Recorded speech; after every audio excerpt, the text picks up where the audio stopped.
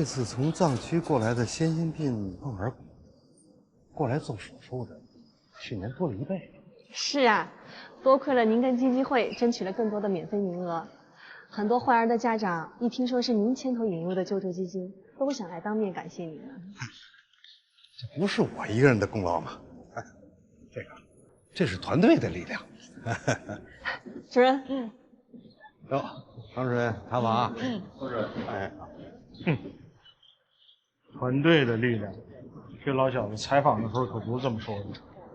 要是不往自己脸上贴金啊，那就不是宋主任了。我听说啊，他名片上的头衔多的都快印不下了。哎，你们几个别酸溜溜的，我觉得人宋主任做的都挺好的呀，该夸就得夸。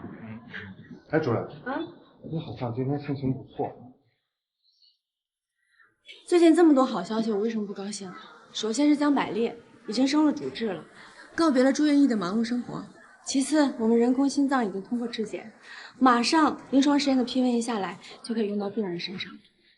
还有一个好消息，就是因为这个好消息，王海明融到了第一笔钱，马上要换一个又大又漂亮的办公室，我怎么能不高兴呢？是不是？谁像你们呀，还有时间跟人宋宝德斤斤计较？宋老子就算了，只是夜长梦多，你不知道王海明什么时候搬吗？听说好像就是这2天，应该快了。夜什么夜？耶！哎，汤主任，哎呦，你好，正要去找你呢。我大概多久能出院？出院大概得1周左右，但是完全康复需要更久的时间。给你介绍一下，这些是我们重病组的同事们。Hello，今后你的手术还有治疗，他们都要参与。哎，太喜欢你了！世锦赛最后这场决赛，你打的这太帅了！来，帮我先签个字吧，好不？来，哎，干什么？查房啊，不是粉丝见面会啊。待会儿不好意思。没事，习惯了。这应该就是体育的魅力啊。你先坐回床上，一会儿我要给你查题。哎，对了，这是我的经纪人丽珊唐主任。各位医生好，唐主任啊，这次小戴他住院吧，没跟父母说，所以往后有什么事儿，你们直接联系我就行啊。好，那江百列，对，介绍一下病情。哎，他的病历大家都看过，那还用介绍吗？是不是？待会儿赶紧给我签个字。记住，介绍病历。哎呀，病历：肖代胜，男，30岁，著名的排球运动员，37次代表国家队出征，2次获得 MVP 最佳球员称号。介绍病历，不是获奖简历。对，病历，并且。何百列，哎，主任，患者叫肖代胜，3个月前被确诊为马凡综合症，主动脉窦部病变累积到了主动脉瓣。这次入院呢，主要是为了来做手术。你的检查结果我已经看过了。好消息是你的主动脉瓣是可以修复的，不用换人工瓣，用 David 手术修复瓣膜，不需要终身服用抗凝药。可是坏消息是，我再也不能打排球了。你已经知道了。马凡综合症不只会导致你大血管的病变，还会让你全身的韧带松弛，一旦剧烈运动，会导致你肢体会出现致残的情况，所以你可能要告别职业排球的生涯了。唐主任，就没有什么其他办法了吗？告别就告别了。我从小就在体校长大，每天的生活很单调，除了训练就是比赛。这样的日子我过了20多年。我对外面的世界很好奇，我也很向往正常人的生活，就比如大口的吃碳水，不用考虑饮食，每天睡觉睡到自然醒，不用早起做体能训练。我对排球没什么留恋的，这个时候退役对我来说是最好的选择。想得很开，能看得开非常好。我给你查一下题。我来吧，主任。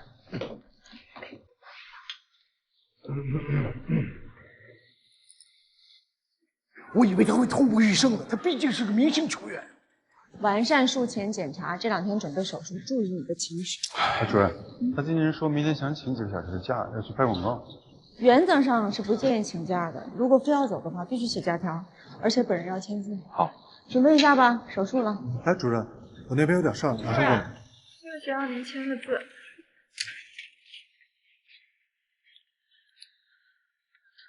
哎，李，抱歉，你刚才为什么不让高子主任叶一鸣出国进修啊？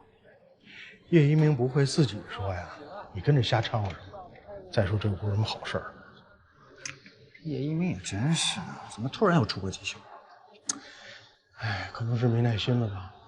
你想，这半年了，2个人明明都互相喜欢，可谁也不说，全院的人都能看出来，什么感情能经得住这么消耗啊？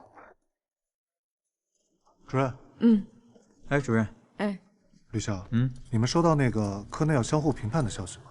收到了，这次规模还挺大的，又要填表格，还要互相评分，几个主任还要开会讨论。我们科室那几个跟同事关系紧张的主任现在慌着呢，说是没有因为病人，反而是因为同事之间把自己拉下马。病人情况，主任，病人的生命体征一切正常。你们主麻呢？我今天就是主麻。这台手术不是叶一鸣主麻吗？叶主任被科主任叫去谈话了，因为叶主任要出国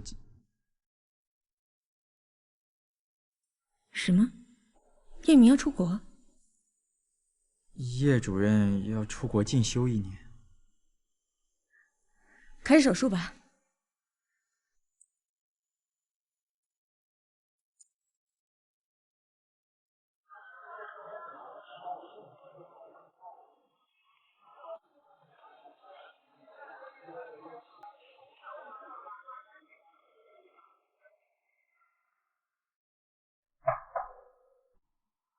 唐主任啊，有什么事儿吗？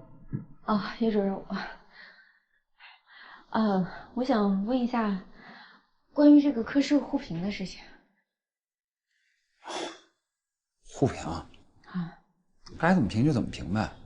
不过以我的经验啊，每年的互评会都变成了各个科室的吐槽，外科主任可不管院领导是怎么看的，先把自己说爽了才行。我相信今年也不例外。那我知道了，我这心里就能有个准备了。不像有的事情，这一听说了心里都没准备。听说你要出国进修啊？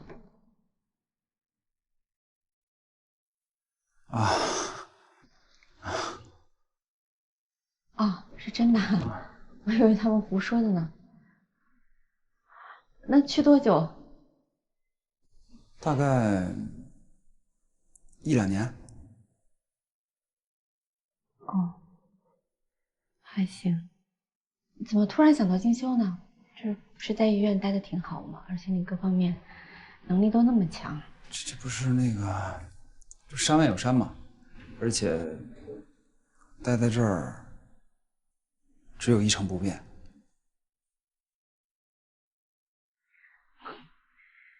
改变哪有那么好啊？有变化才有希望，要不然就只是一潭死水。说的也对。那作为你的朋友，必须支持你。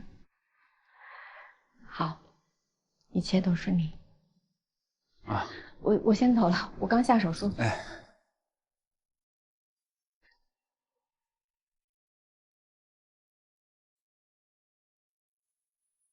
支持我。刘峰，有什么事明天说，我接孩子去了。你接孩子？太阳打西边出来了。钟离没跟你说，他报了一个心理咨询师的班，以后想做这方面的工作。每星期上课的时候，孩子我来管。哎，那个，我有个事儿想问你。什么事？我最近听到院里有个消息，说你要派叶一鸣去出国进修。怎么了？不是，在医院待得好好的，你让他出国进修干嘛呀？因为他是麻醉科的骨干，到国外知名的医疗中心进修1年，那是多少人梦寐以求的好机会，说明医院对他的肯定。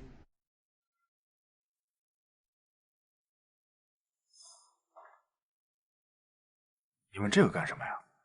你又不是他女朋友。我不是他女朋友，我是他好朋友。好朋友，女朋友还情有可原。你好朋友，你还质疑我这个副院长？我跟你说，除非叶一鸣自己主动改主意，否则他去定了，我接孩子去了。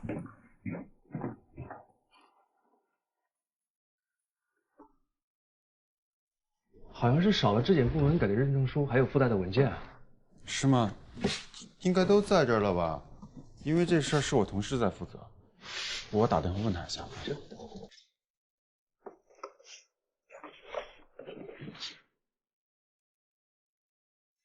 哎，龙哥，那个认证书你放哪儿了？王宫那边人过来取，说箱子里都没看见啊。柜子里。是那白色的纸盒是吗？啊，行，找着了啊，好，先挂了。不好意思啊，是这个啊，好，谢谢啊，辛苦了。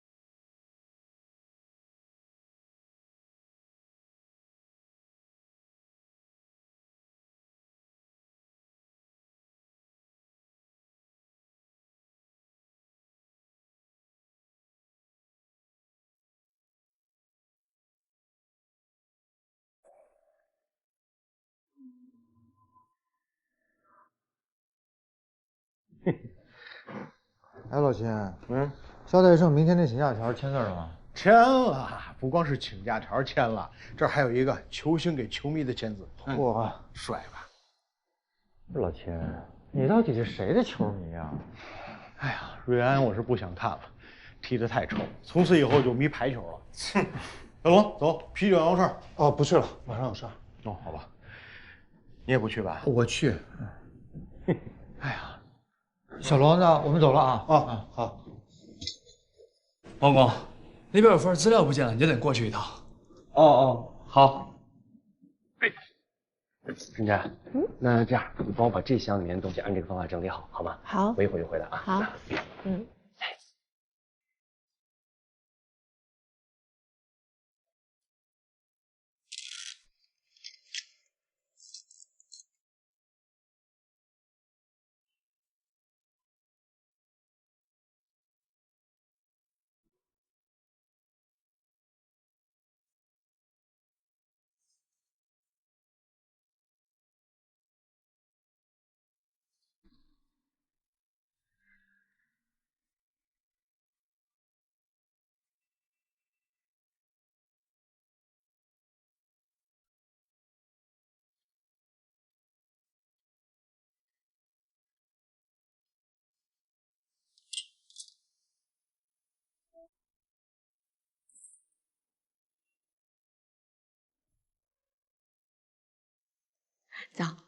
早。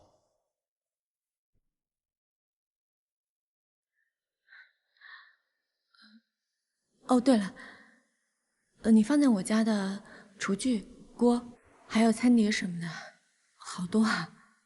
你不是要去进修吗？我要不要还给你？我去进修也带不上这些东西。哦，也对。走吧，一起上班去吧。以后可能也没什么机会了。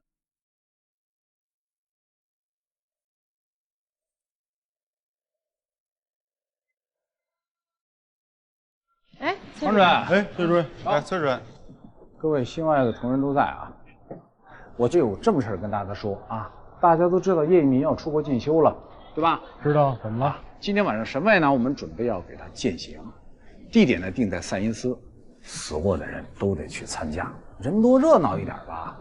如果各位有交女朋友的、有别的事儿的，你们可去可不去啊。但唐主任您一定得在。我再看吧。什么叫再看呢？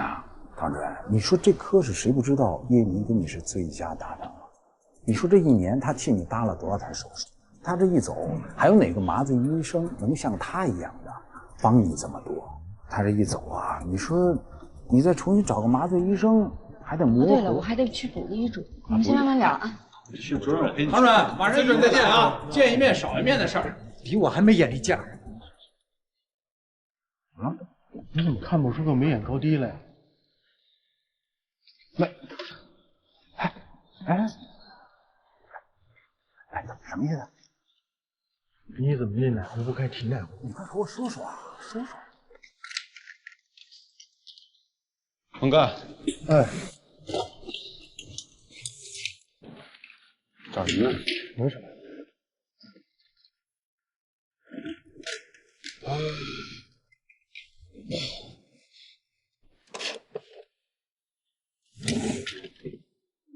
大爹，嗯，昨天安心医疗的人是不是在我这儿拿走一个盒子呀？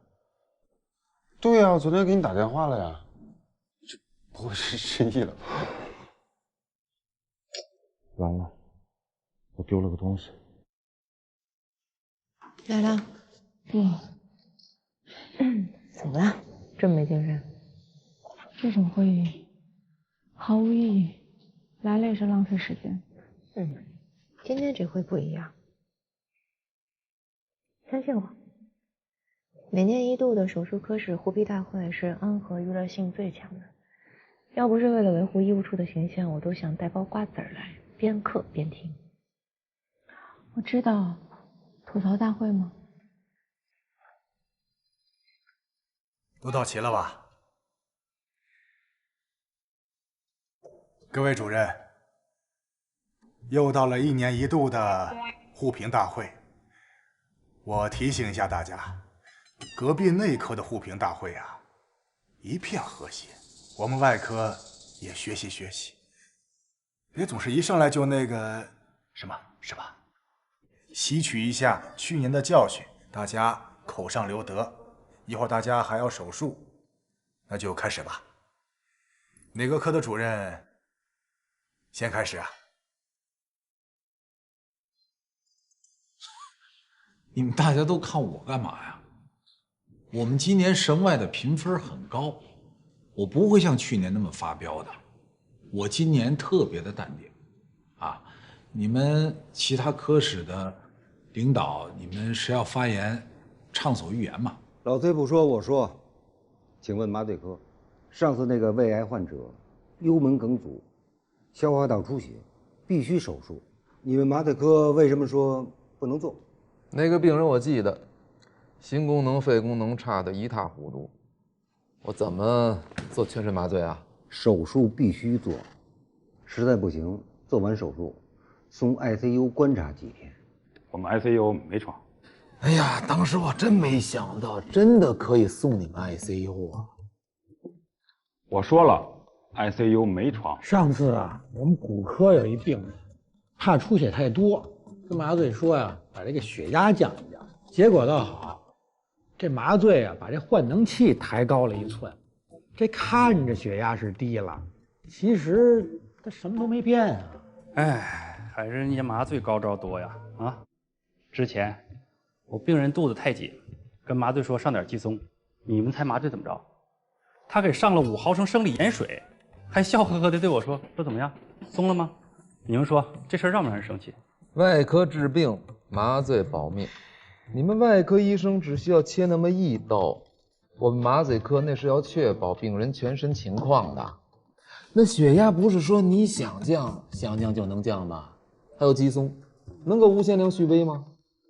老实说，有的时候啊，真得想点办法对付你们，因为你们太难缠了。但是不管怎么说，请各位记住一点，我们手里的药和你们手里的刀一样，都不能够滥用。不能滥用，也不能不用吧？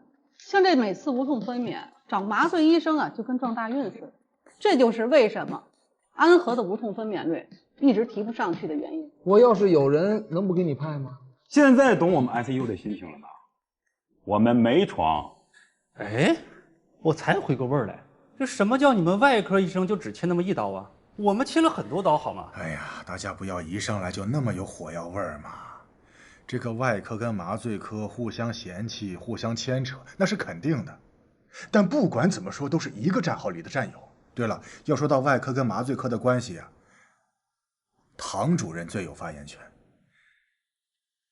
你说说你跟麻醉科的合作关系的感受吧。我没什么好说的。怎么没有？和你搭台最多的就是叶一鸣叶主任，他可是外科最抢手的麻醉医生。说到叶一鸣，我得说两句了啊。在你来之前呢，我跟叶一鸣是最佳 CP、最佳搭档。你来了以后，他就转投心外了。就冲这一点，我真的对你们心外略微有那么点意见啊。哎，说说，畅所欲言。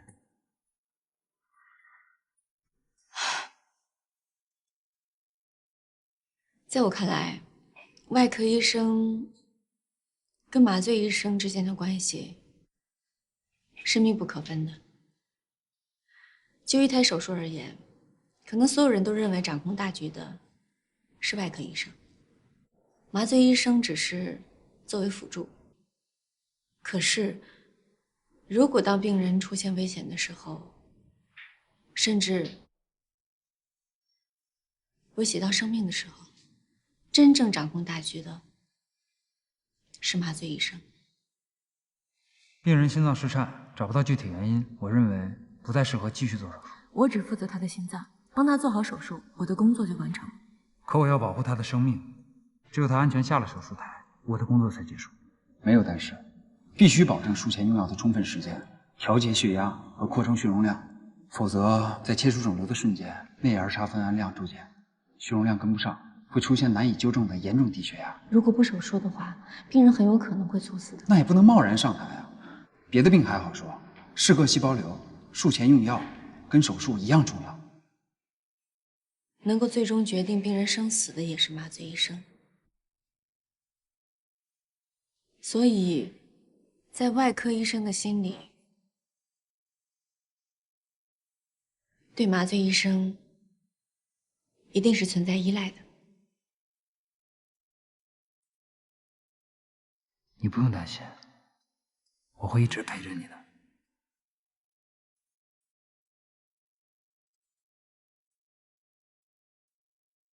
等着鸟雀奔向田野，花间沾满蝴蝶，等着时间慢慢停歇，让你回我身边。枯草生新芽，完成了那些生长的力量，让零落的花在轻柔的微风中回到家。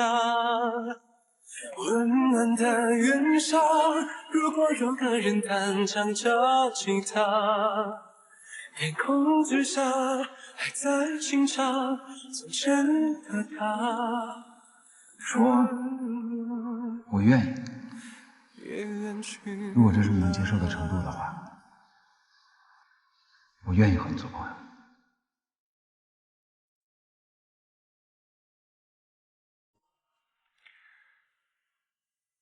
唐主任，不是说的挺好的吗？怎么不说了？我等一下还有手术，你们继续聊吧。哎，这会刚开始。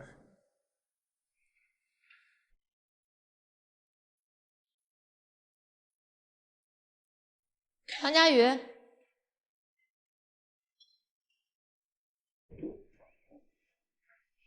你没事吧？没事，挺好的。你是不是为叶一鸣出国进修的事情难过呀？你要是难过的话，就说出来呗。最好是跟他说。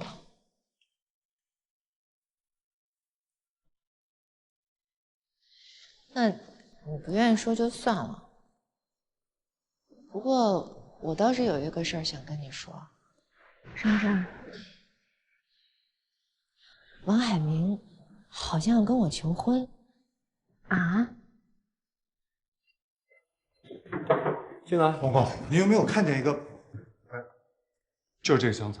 你在这个箱子里面有没有看见一个这么大的？对，就是。这是你的吗？我的呀。里面装的什么？戒指。戒指。你太粗心大意了，还好我帮你收好了。那我得谢谢你。这是给谁的？那你怎么想的？我不知道。喂。好的，百莲，我马上到。病人有点状况，我得马上去。那你得想清楚。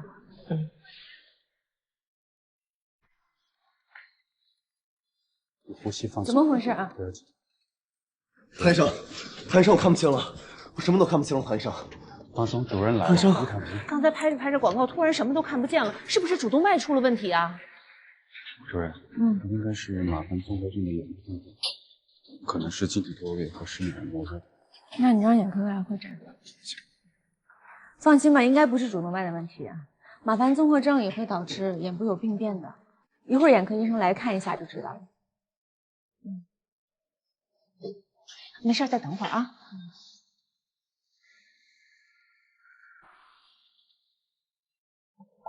主任，那个肖丹生刚被送回病房，是晶体多位，眼科已经给他做完手术了。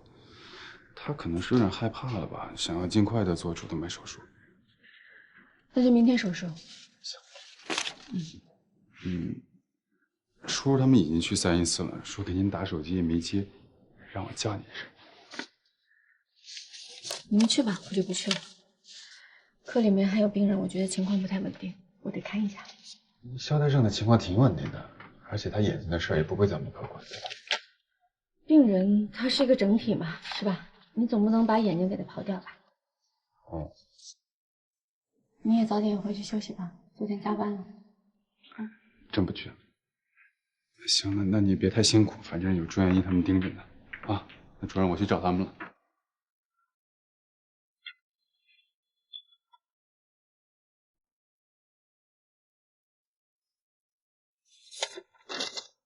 哎呀，我记得上一次咱们能够凑那么多人，还是我过生日那一天。不过呢，今天咱们是替叶敏送别。别演了，我一共就去1年，你呀就是想给大伙儿喝酒找一由头。哎，你别拆穿我行不行？大家老聚一块儿多开心啊！再说我写了那么多 SCI 文章，影响因子不到这儿用着打折，这心里老觉得亏得慌啊！哎，老秦，谭佳瑜怎么还没来啊？那个主任说他不来了。我看也别等他了，这场合太扎心。你跟唐佳瑜到底怎么回事啊？没有事儿啊，说那么多次了，大伙儿也不信。院里的嘴我也堵不住，就这样吧。其实我看得出来，这个唐主任心情不太好，他是找一个理由在办公室加班的。叶主任，你真的非走不可。一块儿喝一个吧。喝一，来。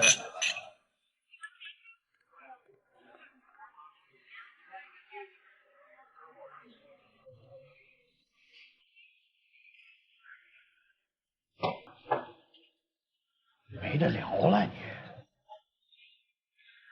今天我可不是在这里故意偶遇你啊，叶主任，我是约了普爱的李主任在这儿采访。还记仇呢？好久不见。罗护士，我是唐医生。怎么样，肖大生？现在感觉怎么样？好多了，没有像我那么慌了。明天一早就手术了，换人工血管，修复主动脉瓣。刚才护士来给你做术前宣教了吗？不能吃也不能喝。护士都跟我说了。那你今天好好休息，明天血压好控制。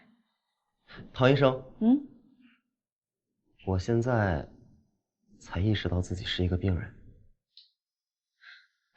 马凡综合症这个病呢，确实很严重，但也不是没有办法解决，所以你心态要放平一点，不要给自己太大的压力。你知道我最放不下什么吗？什么？排球。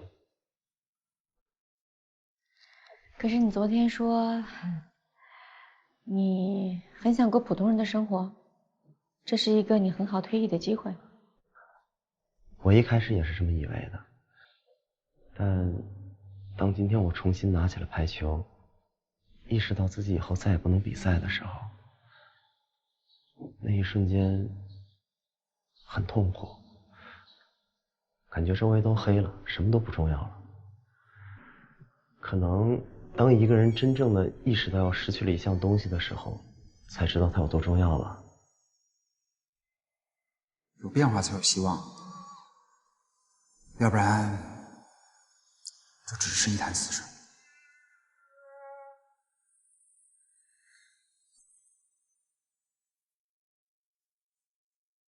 唐医生，我真的好想再打一场比赛啊！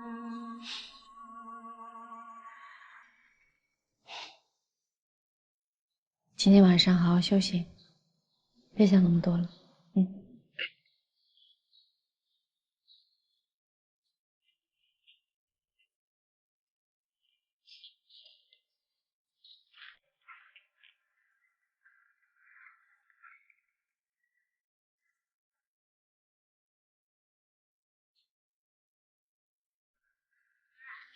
哎，我下班了，你跟值班的医生说，时刻关注着肖大生的情况，有问题给我打电话。好。我申请外派了。外派？去哪儿？日本，下个月就走。所以普外这个采访呢，就是我在国内最后一个工作。日本？那么远的地方你一个人？你这个语气真的跟我爸妈一模一样，有什么好担心的？哎，我还自学了日语呢。你听听。ようさん、はじめまして。私はさくらです。どうぞよろしくお願いします。可以呀。还行吧。你这是自学的？你想知道是什么意思吗？骂我？说真的呢，什么意思啊？我说，叶一鸣，你这个负心汉。怎么可能是负心汉？哎，没有，哎，其实就是自我介绍，就是你别想那么多，没事。肖大生，我好多。唐主任，一会儿麻醉科接你去手术室了，不紧张吧？不紧张了。以前打球都有对手，现在我就把马凡综合症当成我的新对手。我相信，赢的一定会是我。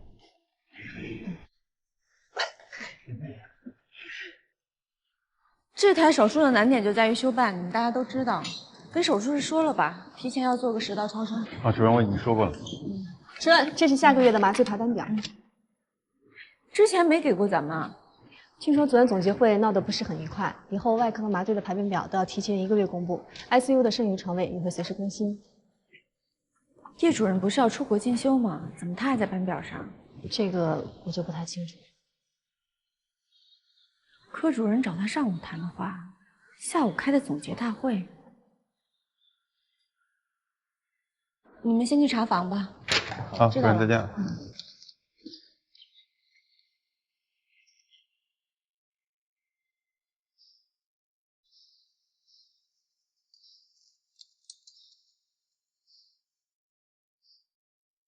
来，唐佳宇，叶一鸣出国进修是假的，是吧？被你发现了。其实出国进修的事情是真的，但是叶一鸣老早就拒绝了，只是没告诉你而已。哎，我事先声明啊，这件事情不光是我知道，刘峰他也知道。我们之所以没告诉你呢，是，是怕你关键时刻迈不出那一步，所以我们想帮着你跟叶一鸣戳破这层窗户纸。你们真的很多余。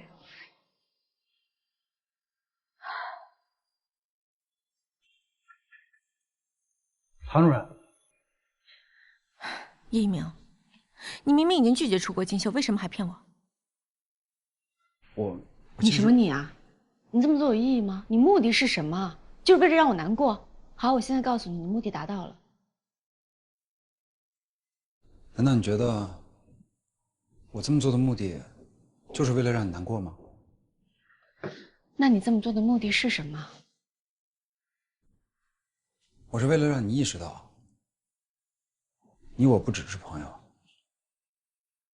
我希望你能挽留我，坚决的挽留我一次，这过分吗？不过分。我是想挽留你的，昨天我也去了酒吧。酒吧？可是，李英，我可以拍着胸脯跟你说，我跟丽英真的什么关系都没有。如果你因为她吃醋的话，我还会感到有点欣慰。但是你想想，咱们两个认识这么长时间了，一起经历过这么多事儿，我以为你懂我，我也懂你。你要是想挽留我，你早就挽留了。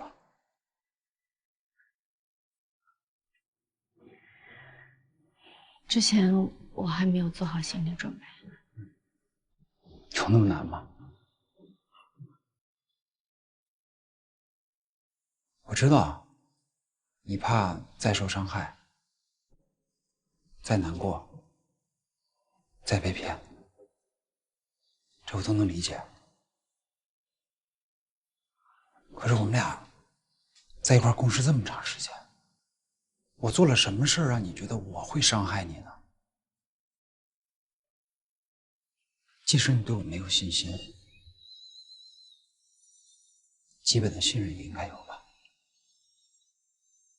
就算是有心结，也总会有解开的时候吧。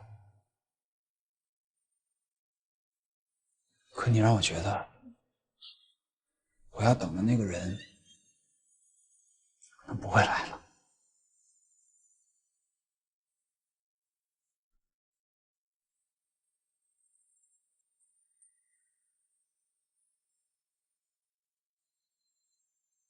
刘江东的电话。喂。好，我知道，马上过来。我要马上上一台手术，要不然等我手术后再说。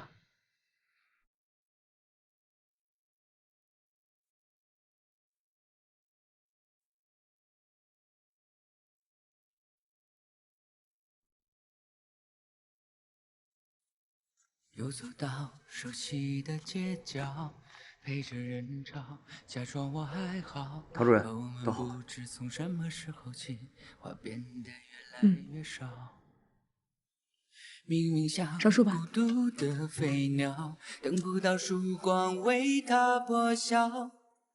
假如它曾经历过，就应该明了，就给我一个拥抱。好不好？我甘于为爱燃烧，多一秒你转身我却难逃，很可笑，陷入你背影画地为牢，请给我一个拥抱，好不好？美好的无可救药，戒不掉，需要多久才忘掉？不知道，我困在梦醒时分，自我嘲笑。就给我一个拥抱，好不好？我甘愿为爱燃烧。我愿意，一秒你转身我却难逃。如果这是你能接受的程度的话，我愿意为你做。先给我一个拥抱，好不好？你好的无可救药，戒不掉，需要多久才忘掉？不知道，我困在梦醒时分，自我嘲笑。哎，唐主任刚下手术。嗯。唐主任，叶主任，我是来告诉你，我真的要离开了。啊？去上海的一家国际医院，他们答应给我麻醉科主任的职务了，可以按照我的想法打造一个全新的麻醉科室。什么时候的事儿？前2天，本来我是拒绝的，但是后来又想了想，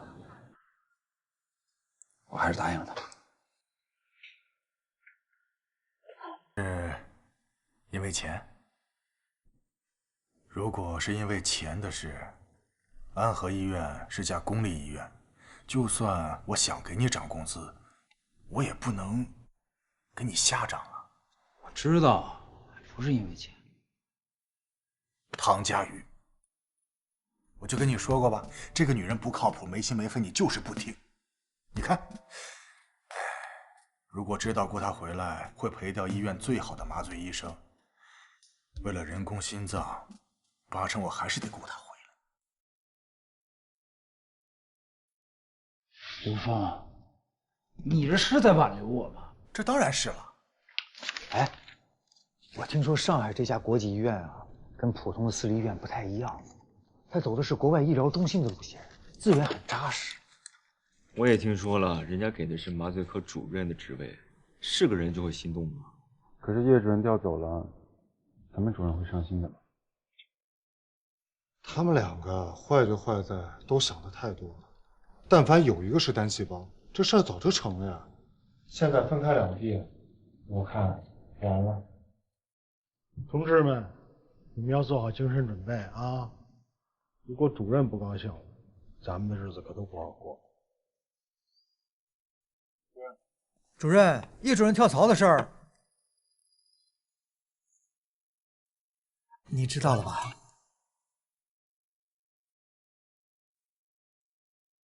我知道啊。我觉得这对于他来讲是个很好的提升机会。以他的业务能力，能有这样的机会，应该替他高兴。你真这么想啊？行了，咱们就别说人麻醉科的事儿了。我倒是想跟你们分享一下，最近我们科出现了一件很奇怪的事。我昨天出门诊，有个病人跟我打听，说听说有一个江医生。我还在想，江医生，通常病人打听医术好的，不都应该是唐医生吗？是吧？这怎么突然会有人问江医生呢？我们科室只有我一个人姓江吧？还有谁啊？对呀，后来我仔细问，人家打听的就是你。不可能吧？你像我这样的小透明，怎么可能有人打听我？谁呀？是因为有人在病友群里发说这个江医生的医术真是太厉害了。啊？后来我才知道，发这篇帖子的人就是那个什么猪妹妹。明珠妹妹都知道是吧？叫明珠妹妹的网红。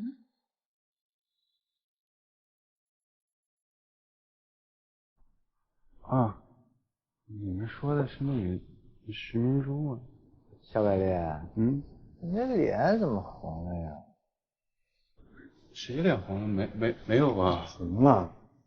这个病人是个风心病导致的2尖瓣反流，有手术指征。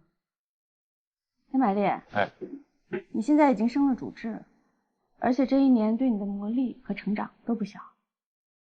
我考虑了一下，是时候帮你独立手术了。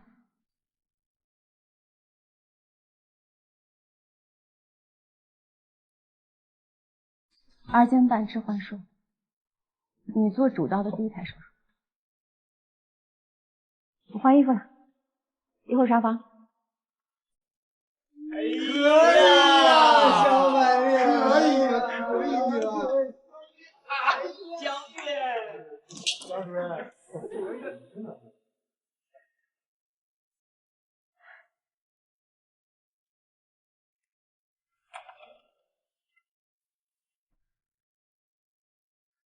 姐，你好好的辞什么职啊？好好的去什么上海？你考虑过爸妈的感受吗？考虑过我的感受吗？现在大家忙得跟鬼一样，一个月才见几次面。你去上海到底想干什么啊？走。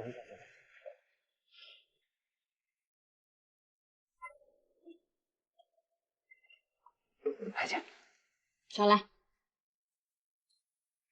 姐，哪有你说的那么夸张啊？从上海坐高铁到这儿就几个小时，我会经常回来的。真的？真的呀。保证。我保证。行。光说不行，还得写下来。每个月至少回来一次。那还有一些其他条款，签字吧。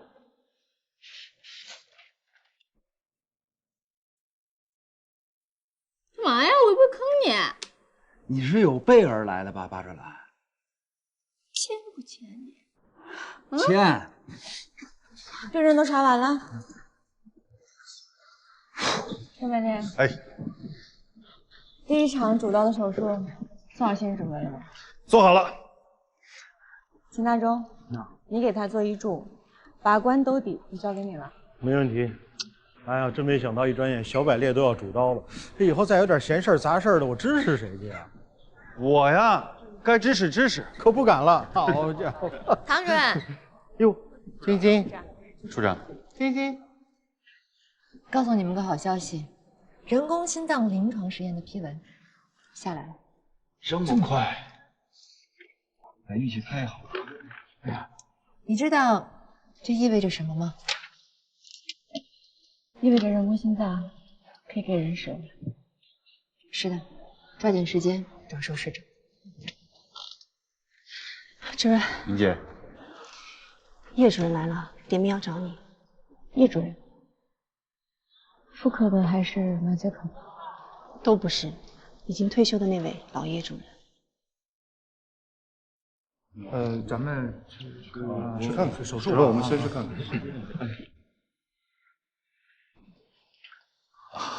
孔主任。啊，叶主任。老主任，那要不咱们先去把住院手续办了？哦。那你跟我来。孔主任，您先请。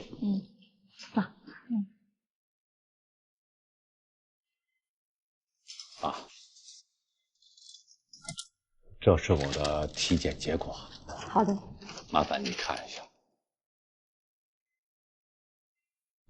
我有帕金森，做过脑深部电刺激术，手抖的没有以前那么厉害了，但是走路呢还是不太行。既往体健，就是10几年以前呢，因为感冒拖延成了心内膜炎，2间半换过1次生物板，最近有点胸闷和气短。您这个 CT 的检查报告，我看您换的生物板已经钙化了，而且已经导致关闭不全，现在已经影响到主动脉瓣，主动脉瓣也关闭不全了。所以您来心外是为了这个？是啊。那您觉得需要手术吗？我认为还需要进一步的检查，但的确是需要手术的，因为您的情况比较特殊，您有帕金森，之前又开过胸，您的手术方案需要非常的谨慎。您之前的伴是谁给您换的？咱们心脏中心的老主任。那您这次来是想让我给您手术？没错。我听说唐主任你手术技术高超以外，我还有点好奇。您好奇什么？我就是好奇，究竟是什么人这么有魅力的，把我的儿子迷得可以辞职跑到上海。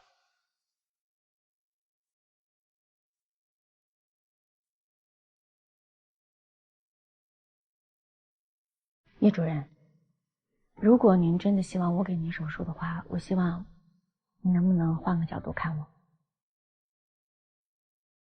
可以，我换个什么角度呢？患者看医生的角度。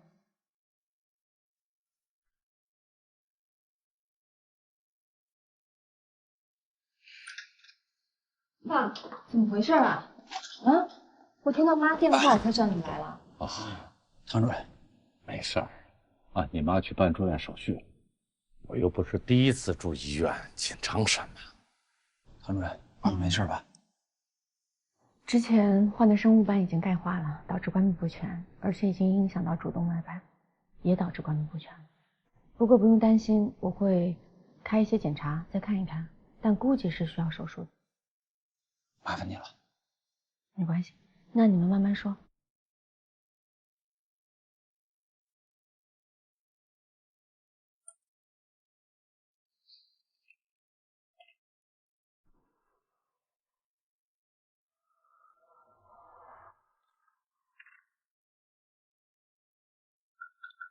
进。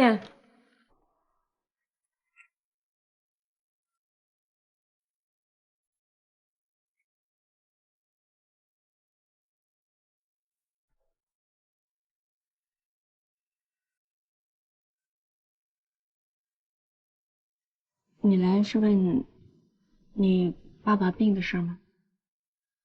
啊，因为帕金森和2次开胸，手术方案不好定吧？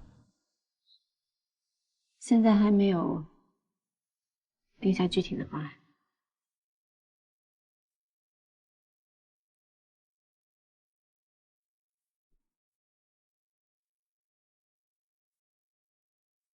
医院的人和我们家人都劝过我，只有你还没问过我。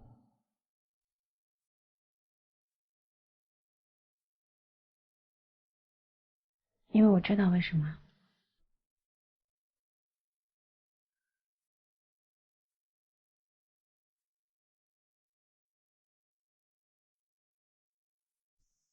你这病啊，我早就说了，不要瞒着2个孩子，你非要瞒着，害得我也落埋怨。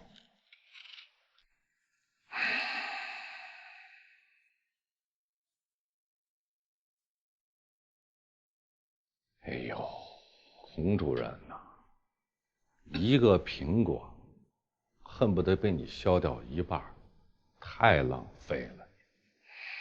有的吃就不错了，哪那么多花？哎，那个唐佳玉怎么样啊？像你，凶巴巴的。再观察观察，哪能一会儿就看出来？哎，当初儿子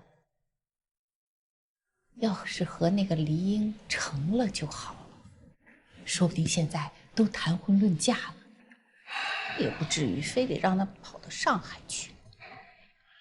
早就没戏的事儿，你还提他干嘛呀？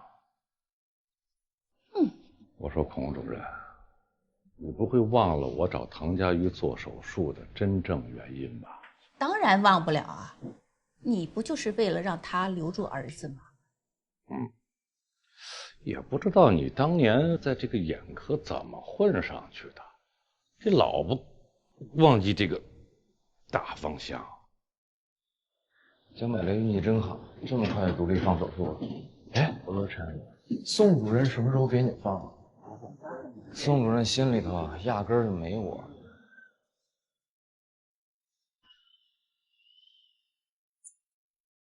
怎么样？有没有急需要移植又等不到供体的患者？不是病情太重，已经做不了人工心脏啊，就是病情尚可，打算继续等供体的。目前没有合适的受试者。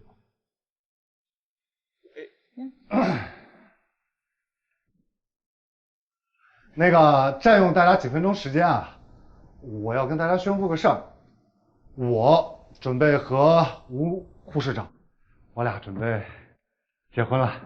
真的？真的！哎呀！哎呦，恭喜啊，龙龙！恭喜啊！恭喜啊！不是，你这干嘛呀你？你抱哪儿啊你？恭喜啊！我跟你说话啊！哎呀，真好真好，护士长，这一朵鲜花终于插在了龙脊上，龙脊，而且以后改称呼了，得叫弟妹了啊！我也叫嫂子，嫂子。龙龙，恭喜你加入我们幸福的行列。我找到组织了，组织很温暖的。林尚东，以后你可得对明明好啊，要不然整个中心的人都饶不了你。主任你放心，我一定对他特别好。不过你们今天这状态有点不对啊！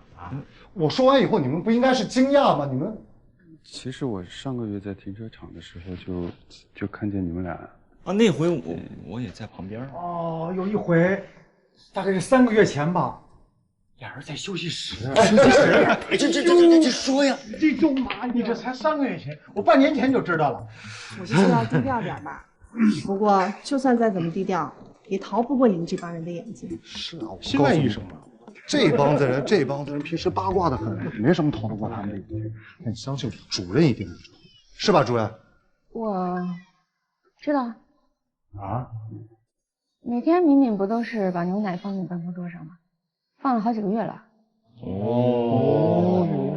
那你们什么时候办婚礼啊？对。下个月，这不请柬刚做好吗？今天就是来给大家给大家送请柬。请柬都来了，这个红包准备，收到请柬就得拿红包。哎呀，红包是另说另讲的事儿啊。小百炼，到时候来当伴郎啊。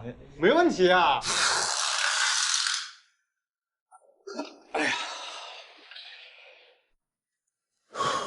好了，总算弄完了，我现在看着舒服多了，心里。谢谢啊。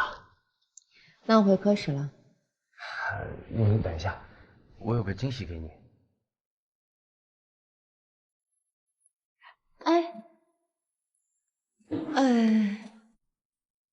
你要给我的东西，你想清楚了吗？是不是太快了？红豆，欧阳处长，那就好。欧阳处长，这是我跟吴敏敏的结婚请柬，记得一定要来。红豆，这是你的。好。你和吴护士长，什么时候的事儿？我知道他谈恋爱了，但是我是不知道是吴护士长。你怎么知道的？哎呀，他粗心大意，把那个求婚戒指放在一个资料箱里了，结果被我给发现了。对。哎，就在那天让你整理的那个资料箱里，你没看见吗？戒指是你的？是啊，是我的呀。我那天不小心把戒指弄到那个材料箱里了，然后我就找王工要，多亏了王工。啊，对，那这样我得多谢谢他。那没什么事，我就先走了。我还有这么多请柬要发。好啊，到时候记得一定要来。行，拜拜。哎，婚礼见啊！哎呀，这么快，他们都要结婚了。那我也回科室了。哎，你等会儿。奶茶？这家特别火，每天要排队排好长时间，我也等了好久。你说要给我的东西就是奶茶？小护士们都说这家特别好喝，女孩都喜欢喝。你自己留着喝吧，我不爱喝奶茶。怎么会有女孩不喜欢喝奶茶呢？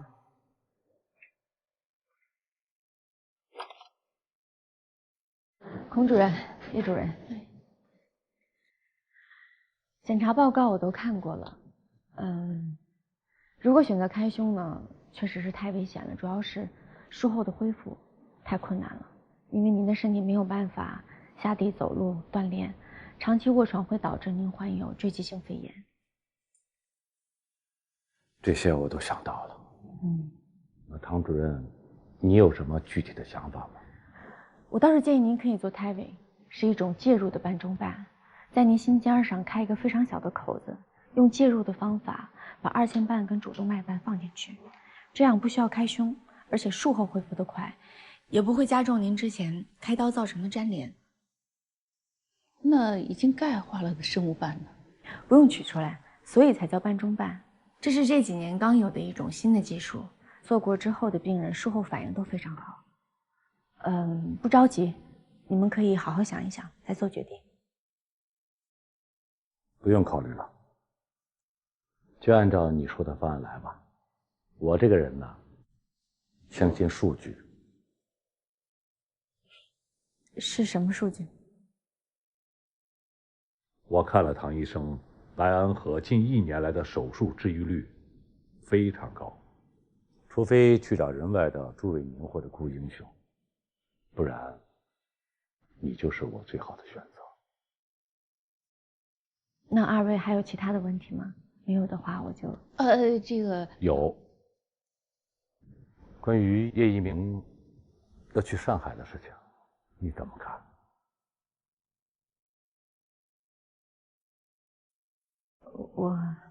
老叶的意思是说啊，你跟一鸣经常的合作，这个外科要是有一个好的麻醉医生，那就省事多了。在这方面，我们都深有体会，对吧？啊，对。我想听听唐医生你的看法。我没有什么看法。错误答案。唐医生，你也不着急，想想再回答。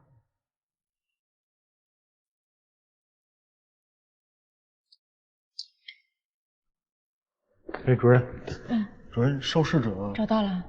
不是，我问你找到了没有？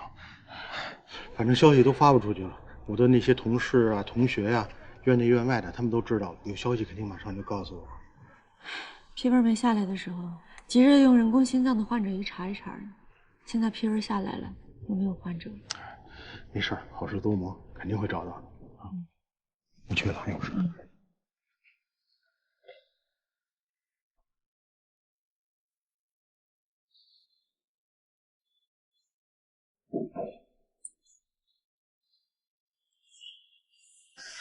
儿子，我刚下手术，你没吃饭吧？还没呢，等会儿吧。让你爸多睡会儿。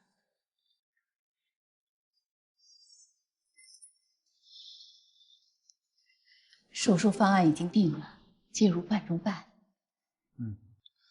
唐主任告诉我和我姐了，我觉得这方案行，风险小。儿子，那妈妈有话就直说了。你非要去上海，是不是为了那个唐主任？谁告诉你的？妈，你别听我姐胡说，我去哪儿啊和别人没关系。我呀，就是觉得这个国际医院是一个好机会。王林，宋主任，你要主刀了，在这练习，缝得怎么样？宋主任，要不您帮我瞧瞧吧？针尖排列均匀，缝的也漂亮。不过，这是猪心，在病人心脏上缝，那感觉是不一样的。我这心里啊，其实还真的挺紧张的。就是病人越信任我，我就越怕自己做不好。你说我以前天天盼着做主刀，现在真做了主刀了，心里就是七上八下的，也不知道为什么。第一次主刀，心里不忐忑，那才是见了鬼的。记得我第一次主刀的时候，心里特别紧张。后来虽然做了好多手术，但是印象最深刻的还是第一次。宋主任，当初到底是因为什么让您选择了新外啊？比起成为老主任那样的行政主任，更吸引我的还是做手术。想来想去，这辈子做了外科，真是幸运。看你这样，我也得赶紧回去啊，给我那几个手下小崽子放手术了，要不然他们心里该不平衡。宋主任，您再给我讲讲您刚做主刀时候的事儿，我特别想听。你看啊，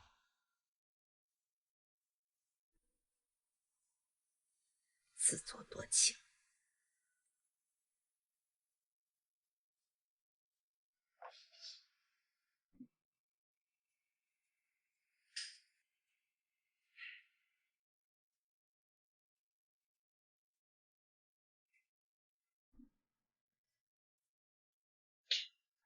我给你带了饭，你最喜欢那家餐厅的，你弄出来吧。我没有胃口吃。怎么了？你今天在医院的时候就不高兴了，是怎么了？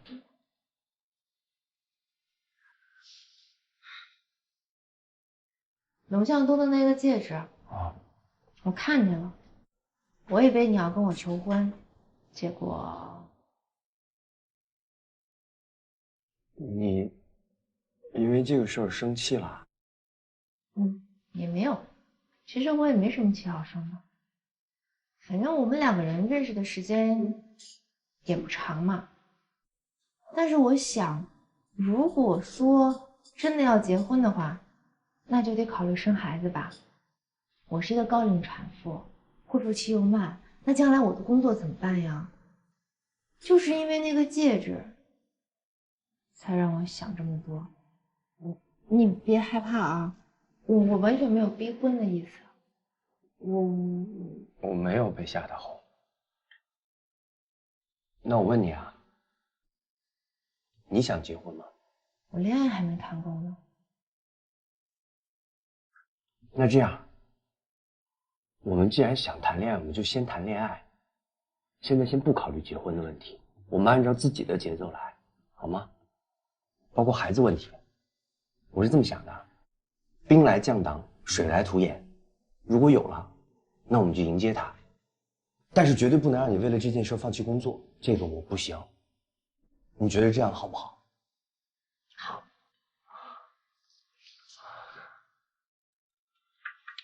进。主任，那个有什么事儿呢？术后遗嘱开着呢。病人现在情况怎么样？挺稳定的，进 ICU 了。哎呦，今天这台手术真够惊险的，这血流的哗哗的。这台应该是这个月出血出的最多吧？还好止住了。看后半夜怎么样吧，千万别2次开胸。今天晚上你不走吧？我肯定得留下，我今天就睡值班室了。哎，刚才那个有个护士说老叶主任要找你，说让你去趟病房。知道了。啊，那我等你接你的遗嘱啊。好。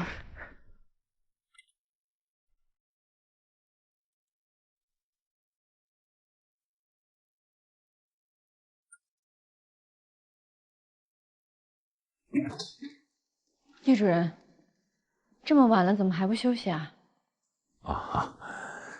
我看一下这个办中办的资料，毕竟明天要动手术了。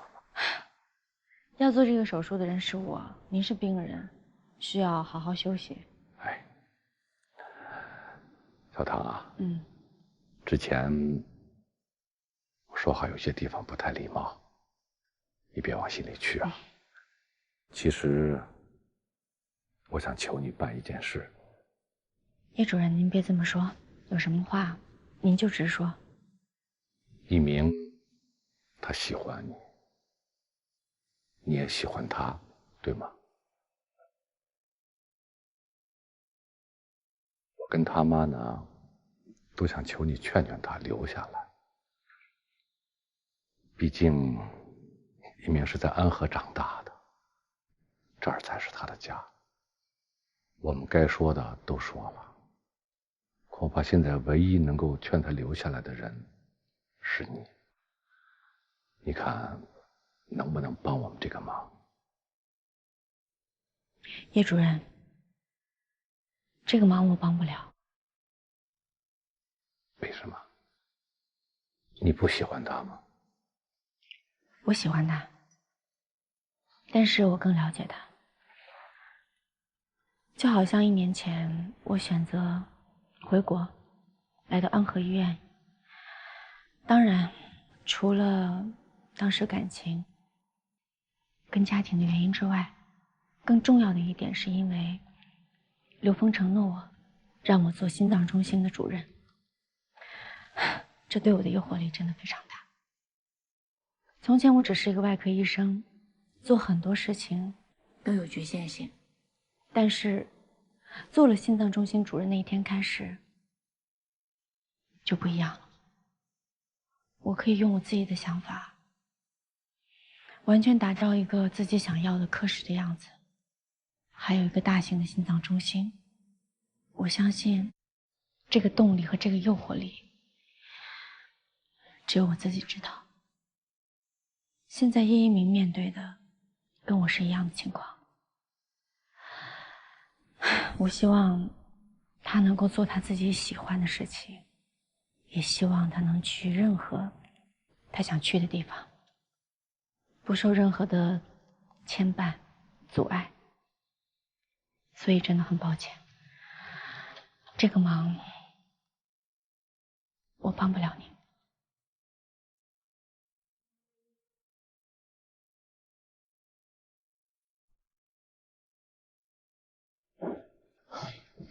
主任，怎么了？病人有大出血了？哎呦，宋宝德居然说找到人工心脏的受试者了。真的？在哪儿呢？他办公室。宋主任，哎呀，来，哎，方主任，哎，啊，情况是这样的，我把消息呢放到了外院的一些微信群里。本来不以为消息会回得这么快，刚才回家都要睡了，突然这消息就来了。知道你们刚下手术还没走呢，我赶紧过来了。这是检查报告，你看看。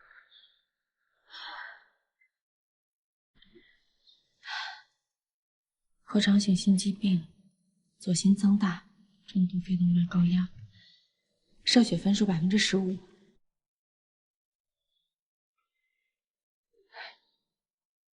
据说病人推去做 CT， 结果呢打造影剂流不回心脏 ，CT 没做成，左心室基本不供血了。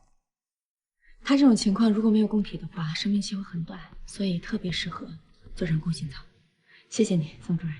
不客气。不过病人和家属还在犹豫，他们对人工心脏不了解，怕医院让他们当实验品。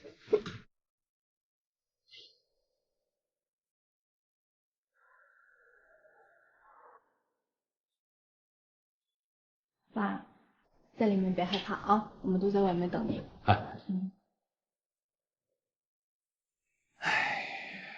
怕什么呀？这手术室啊，我都不知道进出多少次了。我帮你擦。你给别人做手术和你自己做手术能一样吗？你看这黑眼圈，就知道你紧张的没睡好觉。哎呦，孔主任，我这不是紧张好吧？我这是研读那个手术资料呢。哎，一鸣这小子怎么还没来呀？哎，这说着就来了。爸，今天是你给爸做麻醉吗？不是我叫我们科主任给做的，一会儿他们就来了，我提前过来看看。行。爸，今天感觉怎么样？哎呀，一个小小的介入术能有什么感觉呀？我现在呢就一个字，感觉好极了。走，咱们到外面去。你爸爸跟弟弟有话说啊。行。哎，儿子，来坐。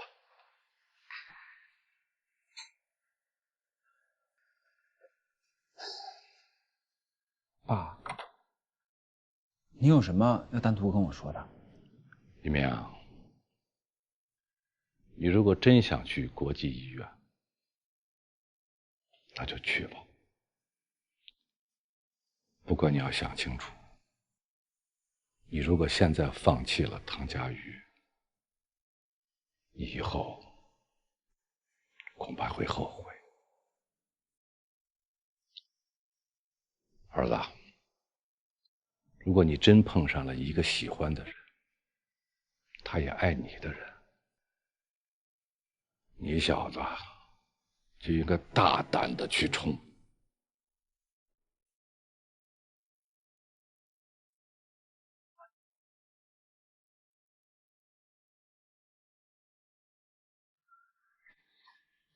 现在病人的情况，肺动脉高压还是很严重，所以手术台上让请大钟处理一下。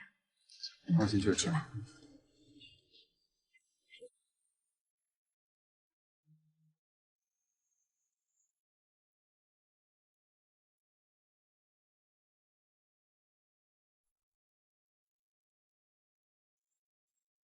可以了，开始。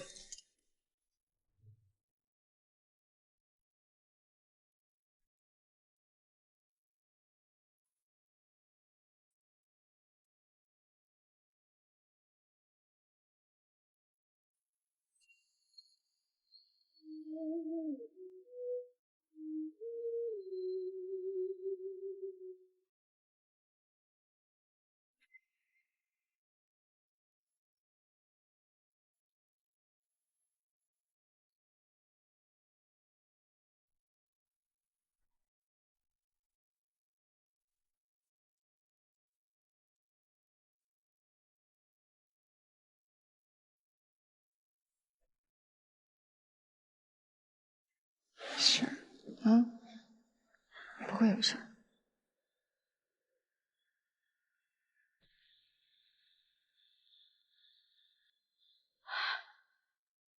唐主任，我爸怎么样了？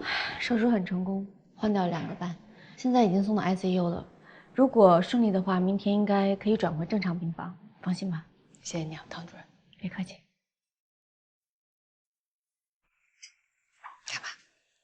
没事。姐，你先陪着马，我去 ICU 看一眼，有什么事儿立刻告诉你们。好的。佳宇，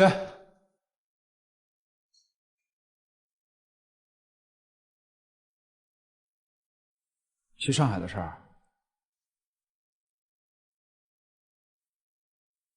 如果是你叫着我就留下来。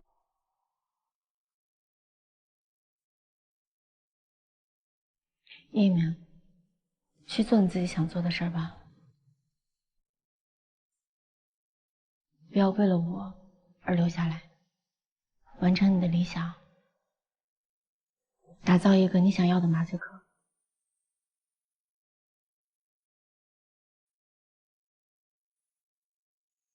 加油！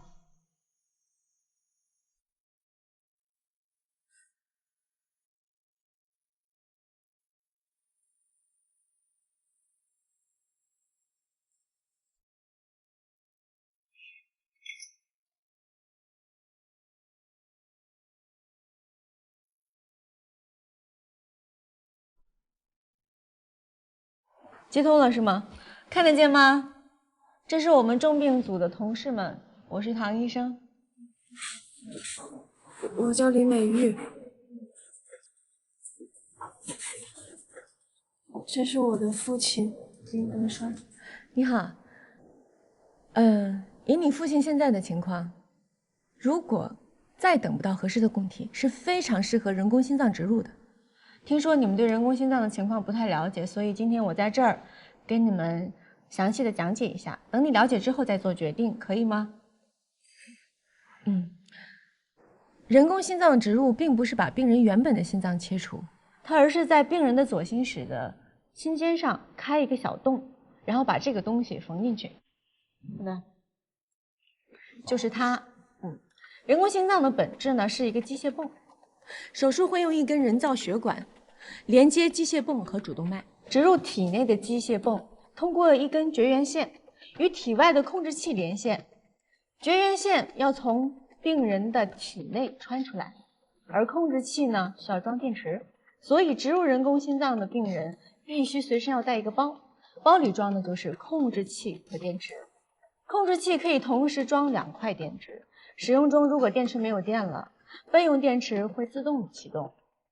其实人工心脏在国外已经有近20年的使用历史了，有的患者因为没有带电池去世了，也有的患者电池包被歹徒抢走了，险些丧命。而体内穿出的电线，日常的护理是非常艰巨的，你要防止它感染和电线扭断等等。我们的护士长，你好。我们护士长接受过护理人工心脏患者的全面的培训，会在患者出院之前对患者以及家属进行培训，教你们怎么样应对这些问题，所以你不用担心。我刚才说了这么多，你大概非常好奇人工心脏具体是怎么工作的。现在我们就用动画的形式给你演示一下，好吧？周达，人工心脏是代替病人的左心室，把心脏里的血抽出来，泵入主动脉，用这种方式呢维持病人的生命，同时让左心室得到休息。装上人工心脏之后，病人就有一定的时间，有机会继续等待移植供体心脏的出现。林美玉，你现在看到的不是进口的产品，是我们正在研发的全磁悬浮人工心脏。因为临床实验期间，所以人工心脏的费用可以由医院来承担，但是手术费跟住院费需要患者自己来支付，大概的费用应该在20到40万不等。这不是一笔很小的数目。我刚刚讲的以上所有就是对人工心脏的介绍，你还有什么问题吗？唐医生，我就只有一个问题。那个关于人工心脏，我好像听懂了，但是也没有完全听懂。就是我们这边的医生说我爸快不行了，我就想问您一个问题。您能治好我爸爸吗？我真的不能失去他，你可以救救他吗？求求你了，求求你了！我可以救他。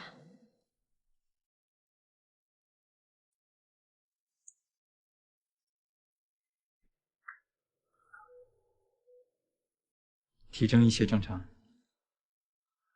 张医生，我们都准备好了。好的，秦老师。心外必胜，闭上。开始手术。